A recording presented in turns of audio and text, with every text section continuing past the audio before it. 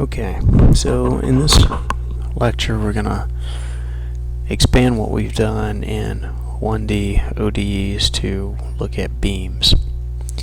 Beams are a little different since it's a higher order ODE, so we have to take special precautions in how we set up these problems, particularly in how we apply them in a finite element using a weak formulation. So if you want to get into more of the depth, I encourage you to look at section 5 in the book. This will kind of just give you highlights on how to set up these problems. So here's a classic example of a beam, a cantilever with a force on one end. This is fully clamped on this end, so you got zero displacement, zero slope. Here's another case of pure bending, so uniform bending over all of X. And recall from undergrad mechanics, you get a linear relation for your stress as well as your strain through the thickness. So these problems are pervasive in many structures: aircraft, civil, biomechanics, you name it, anything pretty much that can withstand a bending moment. The one case that I can think of where this does not apply is membranes, which is more of a special type structure that we may talk about later. So one question is, why not just simply use a 2D or 3D solid mechanics to solve this? What's so special about beams? Well, here's one case. Imagine you have a plate of uniform width, and if you bend this, and say this is often we're dealing with thin plates, if you bend this, you have a linear gradient through the thickness.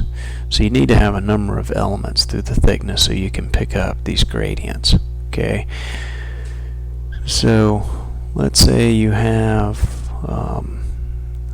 length of 1 millimeter, a thickness of 10 microns, and you have an element size, then it's about a micron to resolve the gradients in the thickness. So now you're talking about 10 elements through the thickness, 1,000 elements along the length, so 10,000 elements just to do a beam. Imagine if it was a plate with some finite width, then we're talking about even scale this by the width b. Let's say if it's half a millimeter, then you're talking about a significant increase. So if you use beam elements, then it dramatically reduces the number of elements you use. So here's our beam physical system. We're going to model it as a beam pseudo 1D element, right?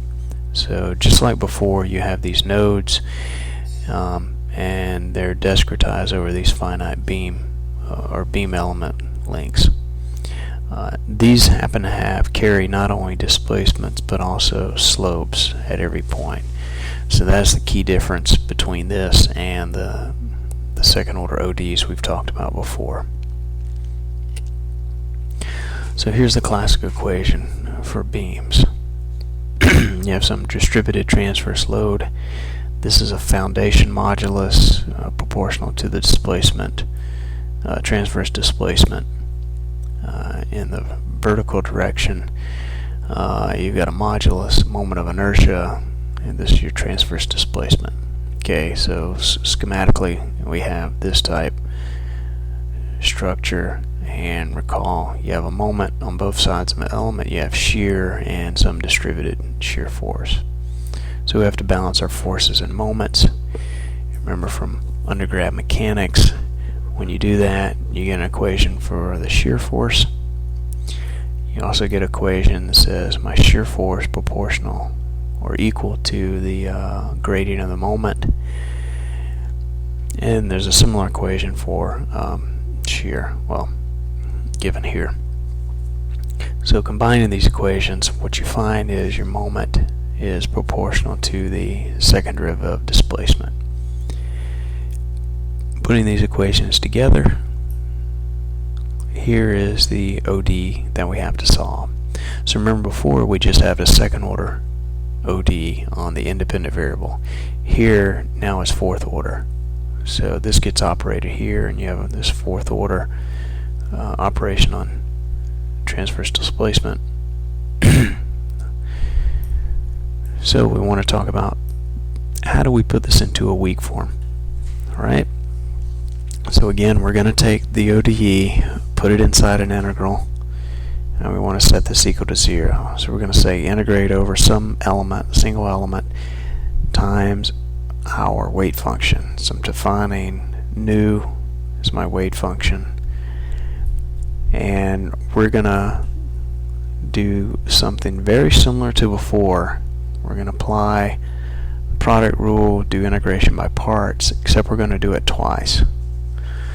We're doing it twice because you have two derivatives here. So we want to distribute this derivative twice to reduce the number of derivatives on W. So this here can be represented by this derivative minus this guy. So I'm just applying the product rule. So if I took this component and brought it over here, I would be taking a derivative on this that gives you this, and then the derivative on nu. Alright? So it's just one special way of taking this derivative such that we can represent this equation. Okay? So now what I do is I take this here, which is this term, and I'm going to sub in these two terms. So when I do that, this stays inside the integrand, and we can explicitly integrate this. So now you just have nu dx on this term evaluated at the endpoints of the element.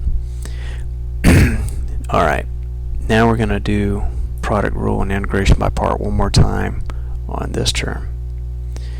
So that's given here. I have d nu dx, dx of this, which is here, and that equals these two terms. Now we take this and we sub it back in. This component here stays in the integrand. We bring everything else down, and now we bring this term down, and we have this extra term.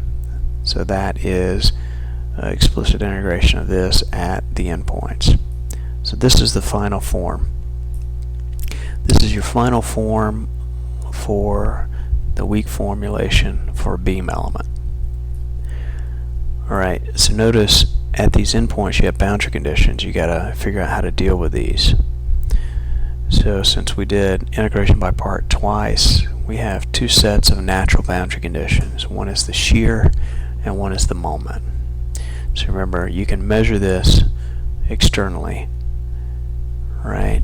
So at each element,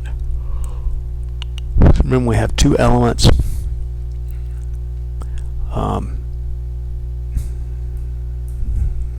Let's go back up to the schematic. So remember, we're just taking some arbitrary element, and we have two nodes on this element, but there's two boundary conditions per node. So at node 1 you have your shear here. So remember, it's dm dx. Remember, this is the moment. Derivative of the moment equals the shear. And here, this is our moment. At the second element, same thing. You've got shear. Here's the definition of shear, definition of the moment. And one thing to keep in mind on signs. So here's our sign notation used in the finite element problem. Alright, so depending on which side you're on, then you got to be careful how we define these things. So keeping track of sign notation, we have the rotation on this side. This is defined as positive, this is defined as positive, and displacement down is positive. Alright,